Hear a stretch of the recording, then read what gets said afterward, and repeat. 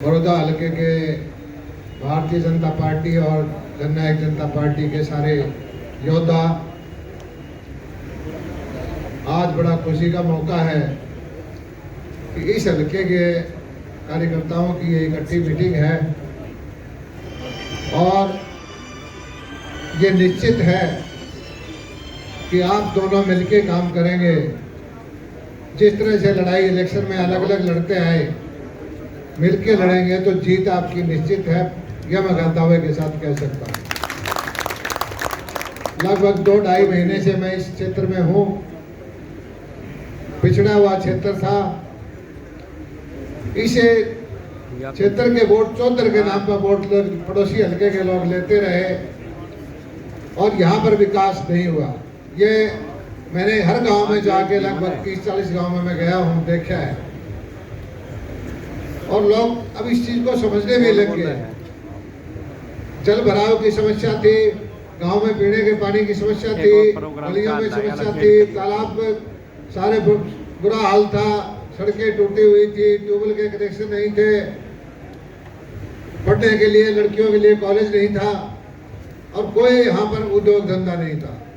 थोड़े से वक्त के अंदर सरकार को जो कार्रवाई करनी चाहिए, लगभग 400-500 करोड़ रुपए की योजनाएं आप लोगों को दी हैं, जिसमें से पीने के पानी की 135 करोड़ रुपए की है, 60 करोड़ रुपए पंचायतों में पैसा डाला है, 50-60 करोड़ रुपए की इरिगेशन की स्कीम्स है, सड़कों के रिपेयर की स्कीम है, पीडब्ल्यूडी की स्कीम है, 2 महिलाओं के कॉलेज आपको मिले हैं, यूनिवर्सिटी जनता बुटाना की जो मांग थी कि इसको कॉलेज को यूनिवर्सिटी बना दें, वो मंजूर कर दी।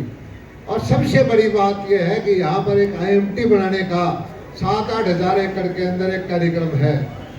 आप लोग अच्छी से तरह से देखते हैं, आज से 30-25-30 साल पहले गुड़गांव एक पंचायत होती थी, गुड़गांव में सरपंच होता था, गुड़गांव में कमेटी भी नहीं थी।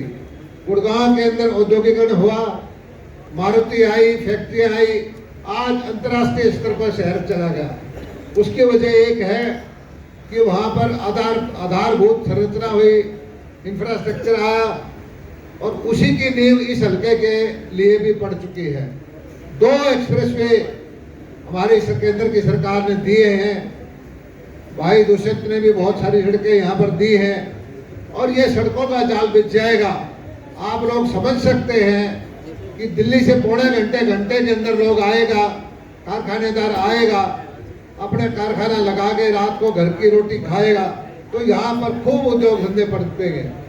आप दिल्ली से देखो गुड़गांव का कितना विकास हो गया, जाके रेवाड़ी तक, फरीदाबाद की तरफ जाओ तो 100 किलोमीटर बल्लभगढ़ से आगे तक सारा सड़क छप गई है।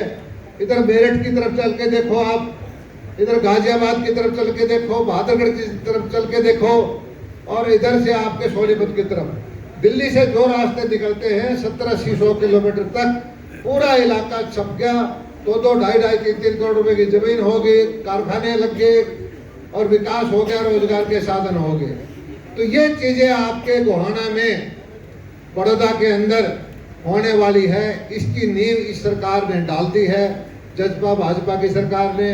वक्त थोड़ा सा लगेगा, 5-7 साल की बात है, लेकिन मैं दावे के साथ कहता हूँ कि गोहाना के भी वही हालात होगी। गोहाना में औद्योगिक कारखाने होंगे, गोहाना में रोजगार होगा, गोहाना में हर तरह की सुविधाएं होंगी, बड़ौदा हल्का सारा विकास की तरफ आगे बढ़ेगा। ये है। दूसरी तरफ हमारी पार्टी है कांग्रेस पार्टी, जो जहां पुराने मुख्यमंत्री भूपेंद्र सिंह हुड्डा जी हैं, वो कहते हैं कि ये चौधर की लड़ाई है। हम कहते हैं चौधर की लड़ाई कहाँ है? यहाँ तो मुख्यमंत्री 4 साल के लिए बना हुआ है। आपकी लड़ाई MLA की तो होनी नहीं चाहिए।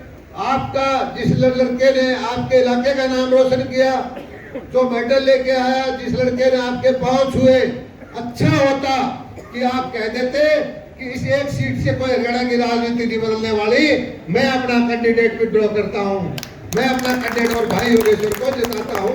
हुड्डा साहब का मान सम्मान हरियाणा की जनता की नजर में बढ़ जाता, लेकिन उन्होंने छोटी राजनीति दिखाई और अब उसके बराबर में कैंडिडेट दूसरा लिया। उस कैंडिडेट के लिए जो चाहते थे हुड्डा साहब, उसके लिए पूरा कोशिश की और मैंने पहले कहा था कि हुड्डा साहब इस गाड़ी में तेल पर गलवा के धक्का आपसे भरवाएंगे। स्टेयरिंग आपके हाथ में नहीं होगा, स्टेयरिंग दूसरे के हाथ में होगा। और उसकी पहली वानगी इस टिकट में मिल चुकी है। जिस आदमी को टिकट दिलवाना चाहते थे उसकी टिकट हटा के आप लोग सारे कार्यकर्ता हो, आपको पता है कि हुड्डा साहब किसको टिकट दिलाना चाहते थे, उसको हटा के दूसरे को टिकट दिलाई। ये पहली जीत सुरजेवाला की, पहली जीत और दूसरे कांग्रेसियों की हुई है। और आगे भी वो कहते हैं, हुड्डा साहब भाषण देते हैं गाँव में, अब भाई मैं जिस स्टेयरिंग पे बैठ जा करूं छोटा नहीं करता। हुड्डा साहब 15 साल पुरानी बात करो, ये भाषण चौधरी भजन लाल भी देते थे, वो भी कहा करते कि मैं जिस पे बैठ जा करूं छोटा ना करूं। और बहुमत भी आ गया था, ऐसा छुड़वाया, भजन लाल धक्का दे के बाहर काट के घेर दिया और गाड़ी लेके आप आगे। यही हाल यहाँ पर वो क्या दोहराएगा। अगर पहली बात तो ये है कि इनकी गाड़ी का स्टेयरिंग भी टूटा फूटा, कोई इधर खींच रहा है, कोई इधर खींच रहा है, गाड़ी आगे के बजाय पीछे चल जाएगी। कांग्रेस की गाड़ी चलने वाली नहीं है। और कांग्रेस को हराने के लिए ज्यादा किसी की जरूरत नहीं है। 100 में ईमानदारी से बैठक में बोलो, 50 कांग्रेसी इकट्ठे कर लो, 45 ढुकेंगे। इनका मौका है तो कांटा सा हुड्डा सा बड़ा काट दो। मन सेवा चाहते हैं, ये कोई संगठन नहीं है, ये कोई विचारधारा नहीं है। और एक दूसरे ने लुटाने में अपने आप लगे रहते हैं। और अभी भी जो है आपकी भावना, जैसे दांगड़ साहब ने बताया कि आपका बहुमत साफ है। 70,000 से तो आपकी दोनों पार्टियों के वोट है, दुगने वोट तो आपने ले रखे हैं। कांग्रेस के आधे वोट है और आधे वोट में से भी अब विकास की तरफ लोगों के रुझान है। कांग्रेस ने भ्रमित करके किसान के नाम से ये तो आंदोलन छेड़ के, जिसका कोई मतलब नहीं है, किसान के खिलाफ कोई चीज एक लाइन भी नहीं है। किसान के खिलाफ होते ही तो भाई दुष्यंत ने कह दिया तो सबसे पहले खड़ा कौन होगा, या तो भाई दुष्यंत खड़ा होगा, जेपी दलाल होगा, जमींदारा के बालक है। किसान के खिलाफ एक लाइन भी आएगी, हम मोदी जी के पास जाने में सक्षम हैं। और किसान का, इनको कांग्रेसियों को चिंता ये है कि मोदी जी धुन के पक्के हैं। जिस तरह से धारा 370-35 से तोड़ दी, हमारे फौजियों के गोली मारा कर दे, पत्थर मारा कर दे, हम गोली चलाने का हुक्म नहीं था। और कांग्रेस वाले कहते थे कि खून के